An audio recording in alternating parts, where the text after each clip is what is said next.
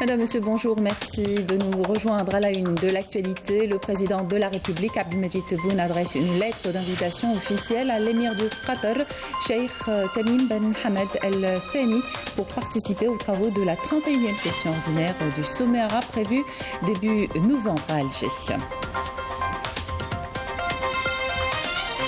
Véritable problème de santé publique, les accidents de la route n'épargnent aucune période de l'année. L'été 2022 a été particulièrement meurtrier. Les éléments de la gendarmerie nationale ont lancé une campagne de sensibilisation à Constantine et à Béchar. Le groupement régional de la gendarmerie a pris plusieurs décisions pour mettre fin à la délinquance routière. On vous propose de découvrir dans ce journal le leader national dans le domaine du paysagisme. C'est à Stawali où vous pouvez vous fournir en végétaux de qualité pour embellir votre maison ou jardin. Les Skikdi ont décidé de revisiter la pizza italienne découpée en carrés. La pizza, c'est la version locale qui contient 4 ingrédients bio, une spécialité qui a été l'argument de la tenue du premier festival de la pizza à Skikda.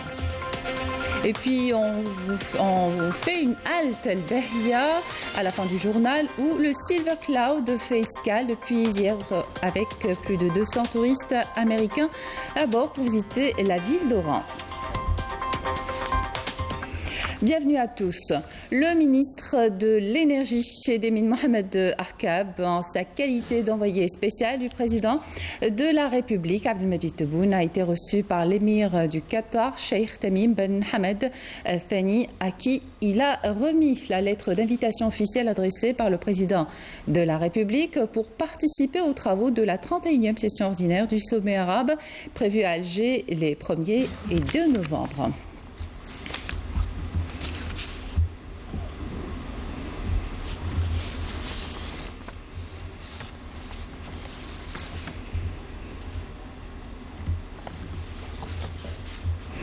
On se prépare pour la rentrée sociale dans le pays et ailleurs. Justement, l'ambassade d'Algérie en France organise sa réunion périodique avec les consuls et consuls généraux.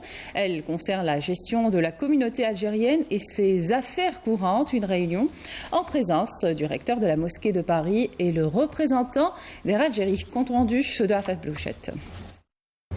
À peine 3 semaines après son installation, Saïd Moussi a présidé sa première réunion avec l'ensemble des consuls et consuls généraux algériens en France, en présence du recteur de la Grande Mosquée de Paris et le représentant d'Air Algérie. Une réunion consacrée à la gestion administrative et opérationnelle de la communauté, mais il leur a d'abord délivré un message à transmettre aux ressortissants de chaque circonscription. D'abord les saluer, et les saluer chaleureusement. Et à travers vous, je tiens à saluer l'esprit de solidarité, de fraternité qui a caractérisé notre communauté au cours de ces derniers mois, durant la pandémie Covid-19 et à l'occasion des incendies meurtriers qui ont touché notre pays, que ce soit cet été ou l'été passé. Notre communauté a largement démontré à ces occasions son attachement à la mère patrie et réciproquement. Et encore une fois, c'est le souhait de Monsieur le Président de la République que de voir cette communauté prendre part davantage à l'édification de cette Algérie nouvelle que nous souhaitons tous et qui s'inscrit dans le rêve de nos valeureux martyrs. Plusieurs points à l'ordre du jour, à leur tête, comment moderniser les prestations consulaires. Voir comment améliorer la qualité des prestations. Et en cela, le ministère des Affaires étrangères et de la communauté nationale à l'étranger est en train de préparer de nouvelles mesures, appelons à nouvelles technologies, qui pourront nous permettre de pouvoir accorder de meilleures prestations. Autre question majeure, les efforts consentis par l'État afin d'ajuster davantage et avec une répartition plus équilibrée les dessertes d'Air Algérie vers la France au lendemain de l'annonce de la reprise totale de son programme post-Covid. Air Algérie négocie actuellement l'augmentation des dessertes au niveau de l'Hexagone. Cela ne dépend pas que d'elle, vous l'aurez bien compris, mais nous sommes là pour accompagner ces efforts et nous espérons qu'au plus vite, nos concitoyens répartis dans certaines régions de France pourront avoir les mêmes facilités que les autres. Et parmi les préoccupations et inquiétudes exprimées par la communauté, la gestion de la vie cultuelle à l'approche de l'entrée en vigueur des réformes adoptées par le gouvernement français dans ce domaine. L'autre préoccupation abordée aujourd'hui, et il s'agit d'une préoccupation majeure qui concerne l'attachement de notre communauté à la pratique de son culte dans le respect de nos traditions, dans le respect de cet islam que nous ont légué nos aïeux. Et c'est dans ce cadre-là que notre soutien est accordé à la Grande Mosquée de Paris, avec à sa tête le recteur Shamsuddin Hafiz, qui nous fait le plaisir d'être là aujourd'hui et avec qui l'ensemble des consuls généraux et consuls ont pu débattre. L'idée étant de renforcer les liens entre les fédérations de la Grande Mosquée de Paris réparties sur l'ensemble du territoire français et les consulats. Dans l'actualité également, la poursuite à Oran des travaux du Forum intergénérationnel pour soutenir l'action arabe commune. 19 pays arabes participent à cet événement qui se veut une plateforme de dialogue et de concertation face au changement climatique, aux crises mondiales, aux défis à relever, avec notamment l'implication de la société civile arabe. L'hécatombe routière enregistre un taux alarmant de victimes. Le bilan de décès dans l'accident de la route survenu lundi dans la commune de Bir Haddada, au sud de Sétif, s'est élevé à 6 morts et 1 blessé selon un nouveau bilan des services de la protection civile. L'accident s'est produit suite à une collision entre un camion remorque et un véhicule utilitaire. Et à Bouira, un carambolage s'est produit sur l'autoroute Est-Ouest entre l'échangeur d'Ahnif et celui de Adjiba. L'accident a fait 6 blessés selon les services de la protection civile qui ont été évacués vers l'hôpital de Mjdala. Véritable problème de santé publique. Les accidents de la route n'épargnent aucune période de l'année. L'été 2022 a été particulièrement meurtrier. Plusieurs dizaines de morts ont été dénombrées sur nos routes. Les éléments de la gendarmerie nationale ont lancé une campagne de sensibilisation sur les routes de la wilaya de Constantine au profit des automobilistes. Raouf Hamouch. Il ne se passe pas un seul jour sans qu'un accident meurtrier ne soit enregistré sur les routes, particulièrement cette saison estivale, et le bilan est très lourd. Lutter contre ce fléau commence d'abord par la sensibilisation. Les éléments de la gendarmerie nationale, en coopération avec plusieurs associations, ont lancé une campagne de sensibilisation sur les routes de la wilaya de Constantine au profit des usagers. Les accidents de la route continuent de faire des ravages sur nos routes et malheureusement, ça ne fait qu'augmenter. Il est temps que ce carnage s'arrête. Cela fait vraiment mal au cœur de voir tous ces accidents.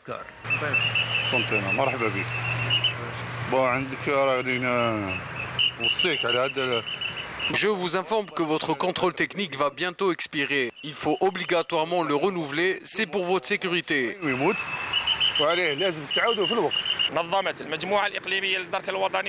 Les éléments de la gendarmerie nationale s'évertuent à informer les usagers de la route sur les nouvelles mesures coercitives appliquées à l'encontre des automobilistes non respectueux du code de la route, car les peines seront désormais plus lourdes.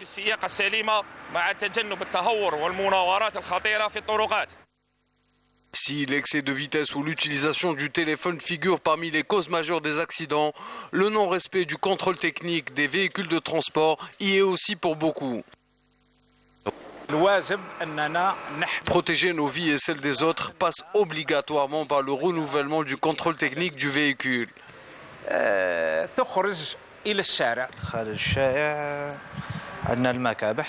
Les accidents de la route sont souvent dus au mauvais état des freins et de la suspension du véhicule. Et on ne le dira jamais assez, prudence est mère de sûreté. Et à Béchar également, un dispositif spécial a été mis en place pour essayer de venir à bout de ce phénomène qui ne cesse de prendre de l'ampleur. Jaouida Baba Ahmed, Yasmine Saudi. L'hécatombe se poursuit sur nos routes. Excès de vitesse, manque de vigilance, non-respect du code de la route, autant de causes qui mènent chaque année à la perte de nombreuses vies humaines. Je demande aux usagers de la route de faire attention et de ne pas oublier qu'ils ont une famille qui les attend à la maison. C'est la vitesse qui est à l'origine des accidents mortels. Aujourd'hui, par exemple, je dois faire le trajet Saïda-Tindouf avec une vitesse maximale de 100 à 110 km. Il y a ceux qui roulent doucement et il y a ceux qui font de la vitesse excessive. Moi, je suis chauffeur, je n'ai aucun problème. Le groupement régional de la gendarmerie de Béchar a pris plusieurs décisions pour mettre fin à ces comportements dangereux.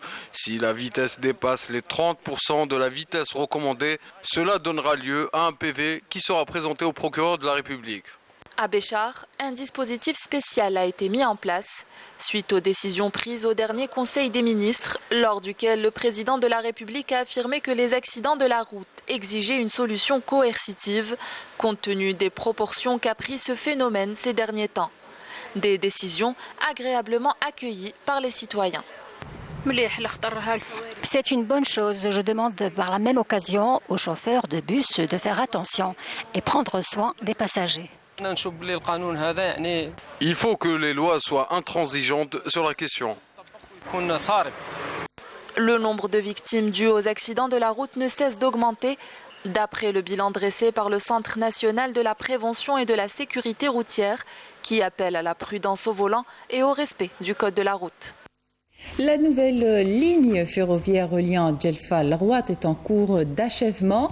En plus de l'exploitation du port sec de Djelfa, ce projet contribuera à l'amélioration et au renforcement du secteur du transport, la création d'emplois et booster l'activité économique et commerciale dans la wilaya. Rina Lerari.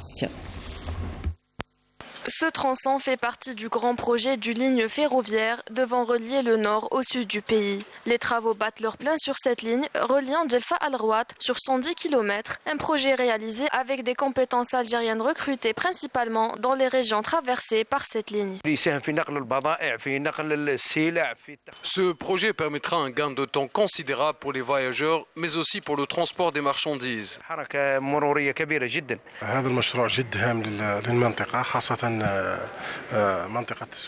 Cette nouvelle ligne est un plus pour la wilaya de Djelfa. En plus de l'exploitation du port sec de Djelfa, elle créera une nouvelle dynamique économique dans la région.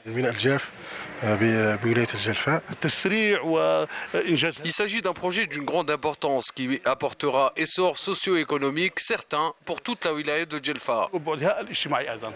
Les autorités locales se sont déplacées afin de s'enquérir du taux d'avancement du projet. Les travaux sont en voie d'achèvement. Nous effectuons les dernières finitions. Ce projet sera bientôt livré et cette ligne qui reliera les villes de Bouguezzoul et l'Arwat sera prochainement opérationnelle. Nous sommes en train d'appliquer les instructions du président de la République. Cette ligne ferroviaire, par sa dimension stratégique, reliera le nord et le sud du pays et contribuera ainsi au développement économique de toute la région.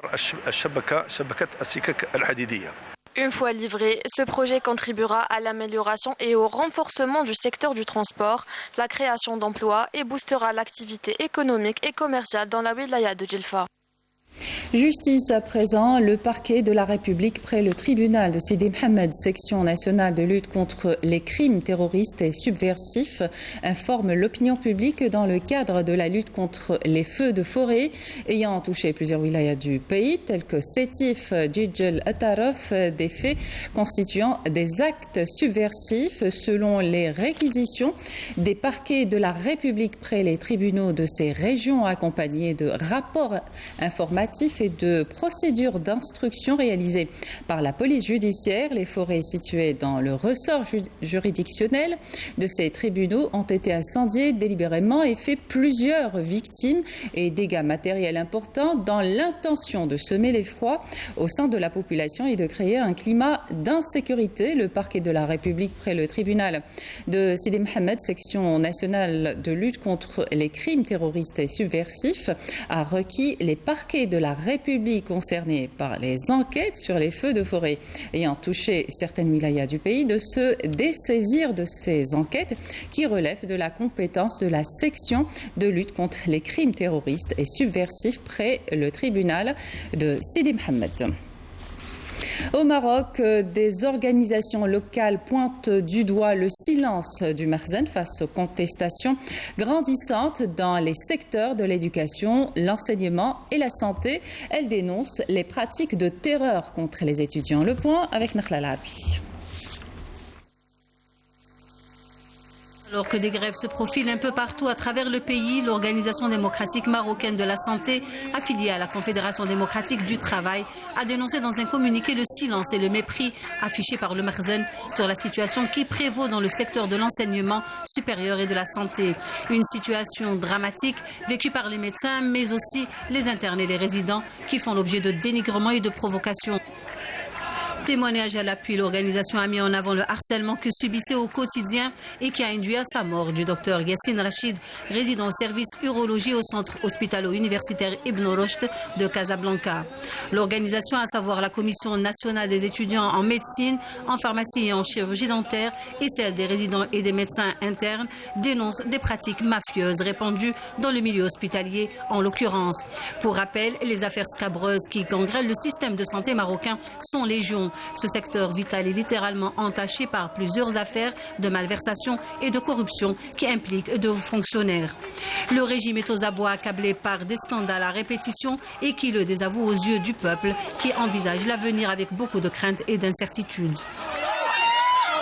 Retour en Algérie, vous voulez embellir votre maison ou votre jardin avec des plantes, vous pouvez vous fournir en pépinière puisque celle-ci propose des végétaux de qualité, de grande résistance et esthétique.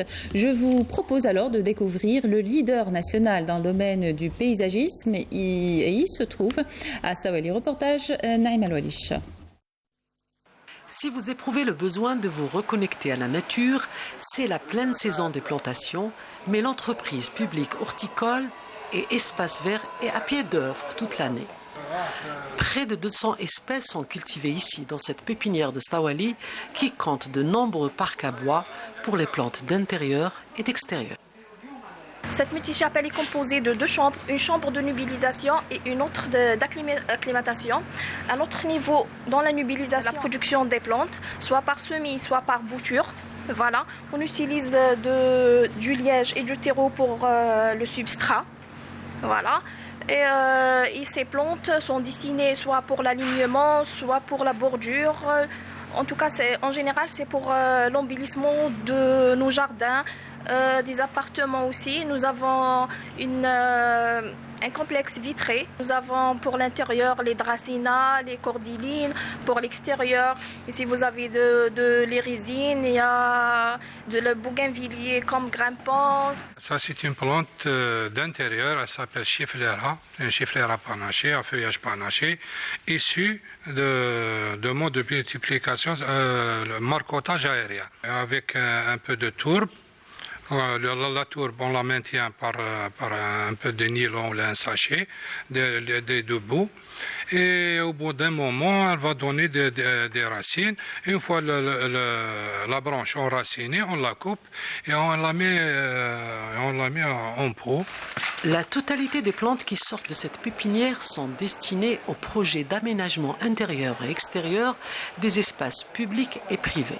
Nous avons un grand plan de charge au sud, au nord, territoire national. Notre production est destinée pour nos projets. La preuve, nous sommes en train de faire un petit chargement de 500 plants pour un projet à Skikda, l'IAP Skikda. Actuellement, on fait 600 000 plants par an. Et d'ici, notre objectif, c'est d'atteindre le million de plants d'ici peu de temps, Inch'Allah.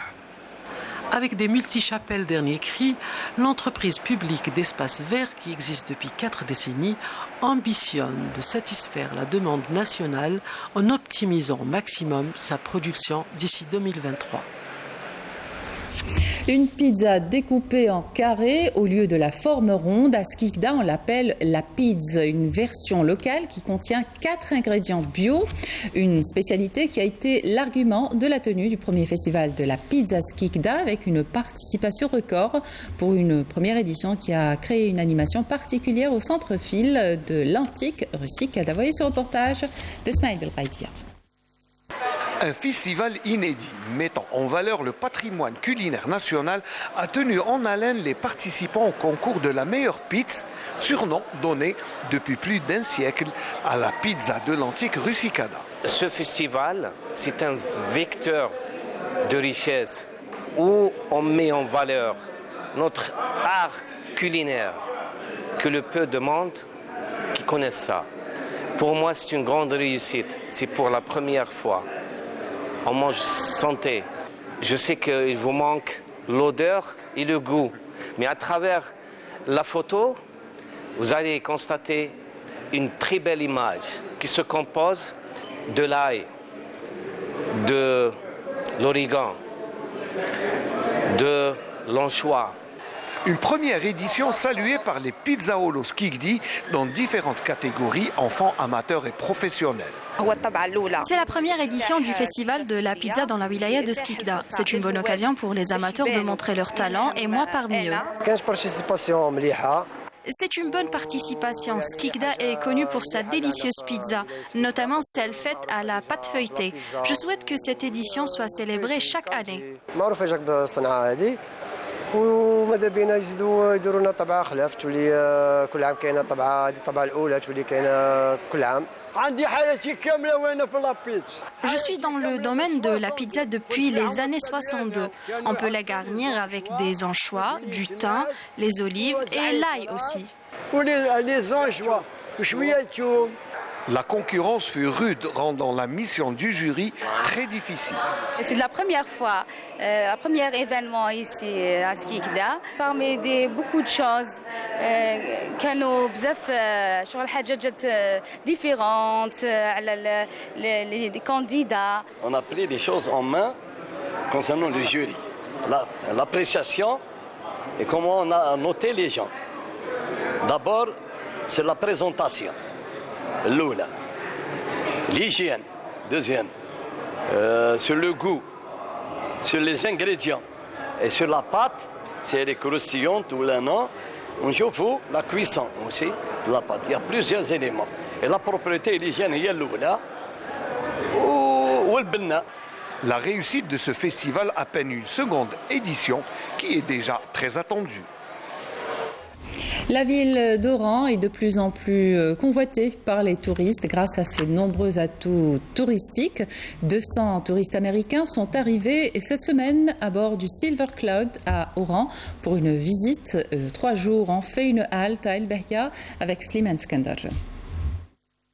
Quoi de mieux qu'entamer une visite à Oran par une balade au milieu des senteurs enivrantes des fruits et légumes du souk populaire de la ville, dans un décor typiquement méditerranéen, en visitant au passage les boutiques locales. C'est notre première visite à Algérie et nous sommes très heureux, satisfaits, heureux pour visiter votre pays. Je pense que les gens, les personnes ici, ce serait génial, friendly. First time, very excited. Très heureuse d'être dans cette ville magnifique et d'avoir découvert le souk. Je profite pleinement de cette visite. Ce groupe d'anglo-saxons, en croisière qui sillonne les villes méditerranéennes, ont marqué une halte de 3 jours à El Behia, avec au programme découvrir cette cité multiculturelle. My first time in Oran. C'est ma première fois à Oran. Je suis impressionné tant par la beauté de la ville, notamment par son théâtre, que par l'accueil des habitants. C'est l'une de mes plus belles visites. Depuis 40 ans, je découvre les 4 coins du monde. Mais cette visite est vraiment marquante et particulière. Une visite guidée par des jeunes universitaires du département d'anglais, tout fiers de partager les richesses culturelles de leur ville et de se baigner dans la langue de Shakespeare. On est des étudiants. Je suis étudiante en littérature anglaise et on a fait une formation qui pour but de former des guides patrimoniaux puis l'association Bel Horizon. La formation, on a été diplômés et donc on met ça en métier. Une ville très belle et très chaude. Un peuple très magnifique et très aimable. Une cité vraiment sublime et multiple avec des marques architecturales de diverses civilisations.